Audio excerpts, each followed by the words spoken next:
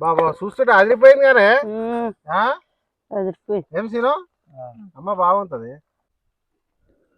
ఎక్కువ ఒక్క ముక్కేసి చీర పోయినారు ఎక్కువ చారు పోయమ్మా గిడ పోయి చాలు చాలు చాలమ్మా ఏ సీనుకే బాబు కూడా అదే మంచిగా తినరా బాబా తినరానే తినరు తినరు ఫస్ట్ సీన నువ్వు తిన టేస్ట్ ఎట్లా చెప్పు నువ్వు తిన కూడా చెప్తున్నావు బాగుందానే